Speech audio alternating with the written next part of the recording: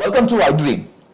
ఆయన్ను ఆకాశానికి ఎత్తేద్దామంటే ఆయన పొగడ్తలకి పొంగిపోరు.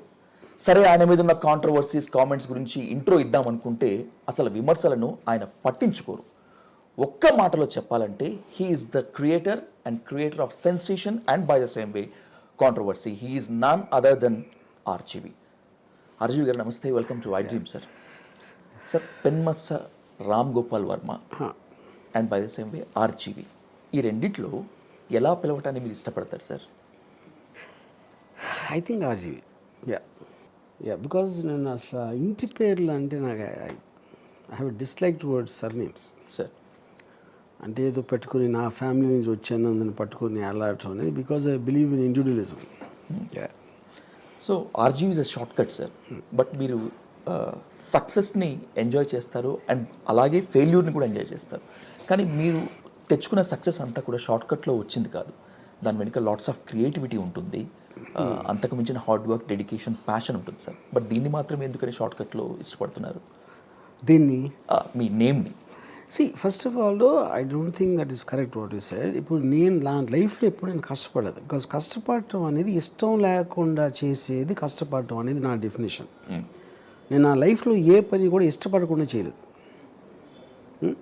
నేను కాలేజీలో ఉన్నప్పుడు నాకు చదువు అంటే ఇష్టం ఉండేది కాదు. అందుకని నేను కాలేజ్ ఎగ్గొట్టి సినిమాకి వెళ్ళేవాడిని, or whatever I use to do. So నాకు తెలిసినప్పటి నుంచి నాకు ఇష్టమైనవి చేశాను కాబట్టి ఆ బేసిస్లో నా లైఫ్లో ఎప్పుడు నేను కష్టపడలేదు. పాయింట్ 1. పాయింట్ 2, ఇక్కడ షార్ట్ కట్ క్వశ్చన్ కాదు. అంటే ఐ థింక్ ఇప్పుడు everything is becoming shorter and shorter. మన లాంగ్వేజ్లో కూడా మన చాట్స్లో వాటిలో ఒక చిన్న పర్ఫెక్ట్ గ్రామర్ ఉండాలి, పర్ఫెక్ట్ స్పెల్లింగ్ ఉండాలి అనేది చాలా అవుట్డేటెడ్ సిస్టమ్ డిజిటల్ ఏజ్లో. అప్పుడు RGV అంటే తక్కువ టైం అవుతుంది అనడానికి, ఈజీగా అనేయచ్చు అనే దాంట్లో I like it. Ram Gopal Varma అని అంత టైం ఎందుకు వేస్ట్ చేయడం? సార్, మీ థాట్ ప్రాసెస్ ఒక రివల్యూషన్ కారిడార్ లాగా ఉంటుంది RGV సార్. మీరు ఒప్పుకోకపోయినా మీ ఆలోచన ఒక విస్ఫోటనం, ఇట్స్ అన్ ఎక్స్ప్లోజివ్. దానికి కరెక్ట్ పిక్చరైజేషన్, కన్స్ట్రక్టివ్ చెప్పాలంటే ఇట్స్ ఎ డెన్. సోషల్ మీడియాని షేక్ చేస్తోంది sir. The way you built, మీ ఆలోచన ప్రతి ఒక్కటి దీంట్లో ప్రతి ఇంచ్కి కనిపిస్తుంది. అందరికీ ఇప్పుడు అర్థం కావాల్సిన విషయం ఏంటంటే ఏం చెప్పదలుచుకున్నారు RGV గారు డెన్ నుంచి? సో బేసిక్గా మనం ఉండే చోట, మనం పనిచేసే చోట మీ పర్సనాలిటీని రిఫ్లెక్ట్ చేయాలనేది నేను చాలా స్ట్రాంగ్గా నమ్ముతున్నాను. I'm very strong believer in Ayn Rand. Ayn Rand Fountainhead and Atlas Shrugged books నన్ను చాలా ప్రభావితం చేసినాయి నా గ్రోయింగ్ ఇయర్స్లో. యూనో, సో దాంట్లో హోవర్డ్ రాక్ క్యారెక్టర్ ఉన్న ఆస్పెక్ట్లో అది ఒక ఫంక్షన్ ఆఫ్ ద బిల్డింగ్ ఏంటి, what kind of people are coming, what mind state I want them to come. ఇప్పుడు నేను చేసిన డెకార్లో కొంతమందికి నచ్చపోవచ్చు. ఫర్ ఎగ్జాంపుల్, ఒక డైరెక్టర్ నాకు స్ట్రీట్ లైన్స్ నీట్గా ఉండాలి, వైట్గా ఉండాలి, మీదేమో అంతా డార్క్గా గ్రీను, ఫారెస్ట్, కేవ్ అలా ఉంది. అప్పుడు నేను అన్నాను, అందుకని నువ్వు నా ఆఫీస్ రావాల్సిన అవసరం లేకుండా ముందే అయిపోవచ్చు. For example, I didn't make it a secret, I love the beauty of women. So నా దానిలో చాలా ఫొటోస్ విమెన్ బ్యూటీ ఉన్నాయి, వాళ్ళ బాడీస్.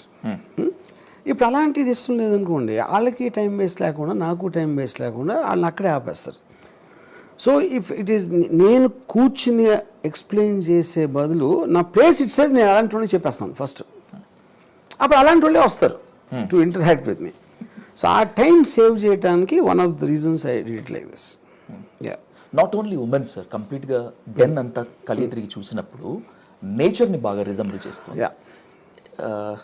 RGV వర్సెస్ నేచర్ కాదు, RGV ఇస్ నేచర్ అని అనుకోవచ్చా? 100%, దట్స్ ద ట్రూత్. ఏంటి, what you want to convey sir? Because see I have a wild side. నా వాట్ ఈజ్ వైల్డ్? మీకు డొమెస్టికేటెడ్గా మీకు అంత క్లియర్ కట్గా ఒక ప్లాన్ ప్రకారం చేయాలి, గుడ్ మార్నింగ్ చెప్పాలి, హలో చెప్పాలి, నమస్కారం చెప్పాలి, ఇలాంటివన్నీ ఏదైతే మనకు ఒక సొసైటీలో ఒక సిస్టమాటిక్ వేలో మన ఒక గొర్రెలాగా చేస్తారో దాని నుంచి విడిపోవడానికి నా వైల్డ్ సైడ్ చూపించడానికి. వాట్ ఈజ్ వైల్డ్ అంటే అన్ప్రెడిక్టబుల్ ఈజ్ ఇంట్రెస్టింగ్. మీరు ప్రెడిక్టబుల్ అంటే ఎందుకు బోర్ కొడుతుంది? మీకు ఆల్రెడీ మీరు ఆ ఎమోషన్ చూశారు కాబట్టి. అన్ప్రెడిక్టబుల్లో మీకు ఒక వైల్డ్నెస్ ఉంటుంది, దాని వలన ఒక ఇంట్రెస్ట్ వస్తుంది, ఒక ఎనర్జీ జనరేట్ అవుతుంది. సాధారణంగా ఒక పొజిషన్లో ఉన్నటువంటి వ్యక్తులు, ఒక సెలబ్రిటీ స్టేటస్ ఉన్న వ్యక్తులు నన్ను అందరూ గుర్తుపట్టాలి, నాకు అందరూ విష్ చేయాలి అని చెప్పి అనుకుంటూ ఉంటారు సార్. బట్ మీరు ఈ సమాజాన్ని వెలివేస్తారు, అలాంటి వాళ్ళని వెలివేస్తారు. ఎస్పెషల్లీ మీకు బాగా ఇరిటేటింగ్ చేసేటువంటి క్వశ్చన్ ఏదన్నా ఉందంటే హౌ ఆర్ యూ సార్. ఎందుకని మీరు సమాజం మీద ఇంత విరక్తి ఎందుకు? ఎందుకంటే మీనింగ్లెస్ క్వశ్చన్స్ అండి. హౌ ఆర్ యూ అంటే ఇప్పుడు నేను చెప్పాను అనుకోండి, హౌ ఆర్ యూ అంటే నేను అస్సలు బాగాలేదు, నాకు ₹1,00,000 ఇస్తారంటే ఇస్తారా మీరు? అప్పుడు మీరు దాని ఆన్సర్ తోటి మీరేమీ చేయలేనప్పుడు అసలు క్వశ్చన్ అడగకూడదు అనేది నా ఫీలింగ్. ఓకే సార్, మీరు అంటే ఇప్పుడు చిన్నప్పుడు చెప్పారు గుడ్ మార్నింగ్ చెప్పాలి, హౌ ఆర్ యూ చెప్పాలి, how's the weather, did you have your lunch అని చెప్పాలి. ఇవన్నీ అలా ఒక కుక్కలు కాదు గొర్రెల్ని ప్రోగ్రామ్ చేసినట్టు చేస్తారు మన పెద్దవాళ్ళు కానీ మన టీచర్స్ కానీ. That is the reason I'm wild, so I come out of that. So నేను ప్రతి దాన్ని క్వశ్చన్ చేస్తాను. హౌ ఆర్ యూ నేను ఎందుకు అడగాలి?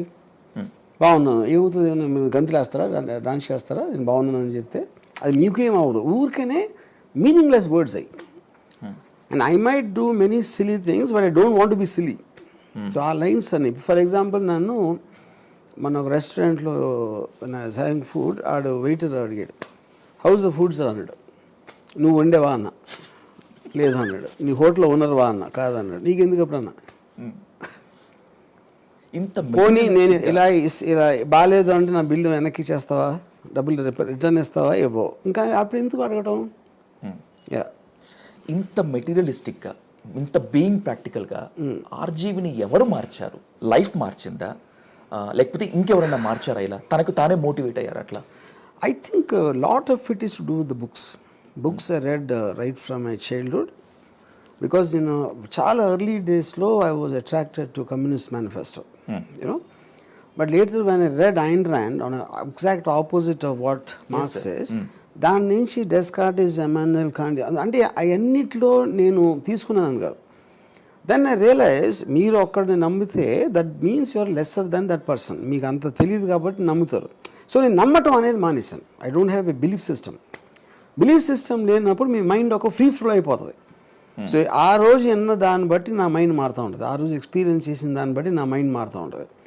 సో దట్ కెనాట్ బి ఒక ఫార్మాట్లో పెట్టలేరు, which is what is called wild. So I think trigger అయ్యింది అక్కడి నుంచి, because of the multiply different views of looking at life and understanding life and various thinkers, fiction writers. And also always had a habit of mingling with people are very extreme. అది పోలీసులు అవ్వచ్చు, gangsters అవ్వచ్చు, రౌడీలు అవ్వచ్చు, లేకపోతే the people who are just not in the regular format of society. So I think a collective influence of all that is what created.